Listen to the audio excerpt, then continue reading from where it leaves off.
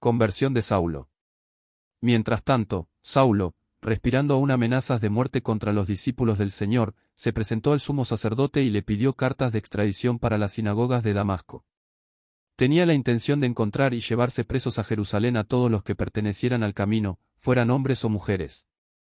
En el viaje sucedió que, al acercarse a Damasco, una luz del cielo relampagueó de repente a su alrededor.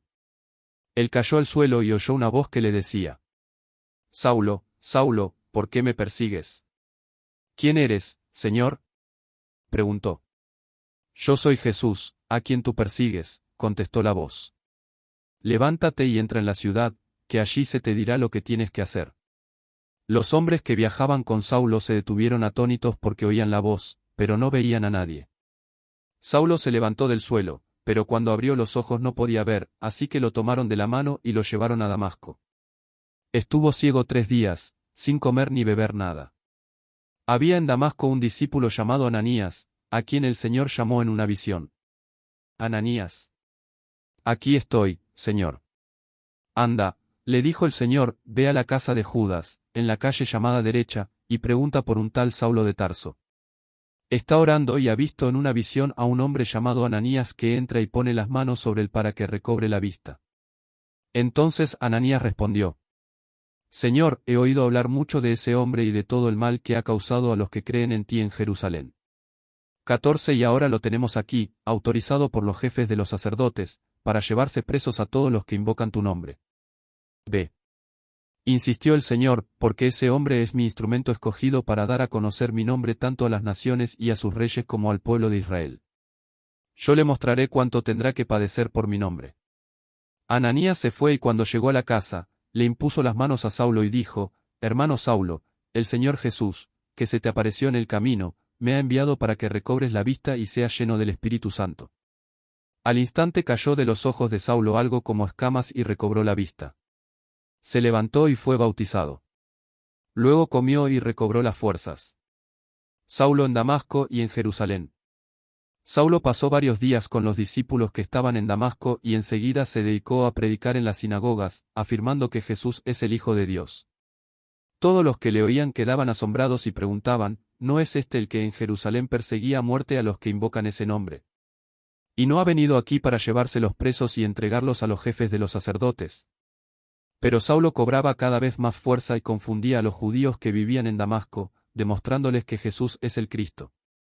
Después de muchos días, los judíos se pusieron de acuerdo para matarlo, pero Saulo se enteró de sus maquinaciones. Día y noche vigilaban de cerca las puertas de la ciudad con el fin de eliminarlo. Pero sus discípulos se lo llevaron de noche y lo bajaron en un canasto por una abertura en la muralla. Cuando llegó a Jerusalén, trataba de juntarse con los discípulos, pero todos tenían miedo de él, porque no creían que de veras fuera discípulo. Entonces Bernabé lo tomó a su cargo y lo llevó a los apóstoles. Bernabé describió en detalle cómo en el camino Saulo había visto al Señor, el cual le había hablado. Y contó que en Damasco Saulo había predicado con libertad en el nombre de Jesús. Así que se quedó con ellos y andaba por todas partes en Jerusalén, hablando abiertamente en el nombre del Señor. Conversaba y discutía con los judíos de habla griega, pero ellos se proponían eliminarlo. Cuando se enteraron de ello los hermanos, se lo llevaron a Cesarea y de allí lo mandaron a Tarso. Mientras tanto, la iglesia disfrutaba de paz a la vez que se consolidaba en toda Judea, Galilea y Samaria, pues vivía en el temor del Señor e iba creciendo en número, fortalecida por el Espíritu Santo. Eneas y Dorcas. Pedro, que estaba recorriendo toda la región, fue también a visitar a los creyentes que vivían en Lida. Allí encontró a un paralítico llamado Eneas, que llevaba 8 años en cama. Eneas, dijo Pedro, Jesucristo te sana. Levántate y tiende tu cama. Y al instante se levantó. Todos los que vivían en Lida y en Sarón lo vieron y se convirtieron al Señor. Había en Jope una discípula llamada Tabita, que en griego se dice Dorcas. Esta se esmeraba en hacer buenas obras y en ayudar a los pobres. Sucedió que en esos días cayó enferma y murió. Pusieron el cadáver, después de lavarlo, en un cuarto de la planta alta.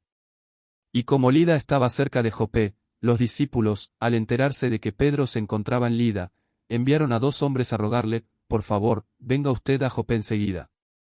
Sin demora, Pedro se fue con ellos y cuando llegó lo llevaron al cuarto de arriba.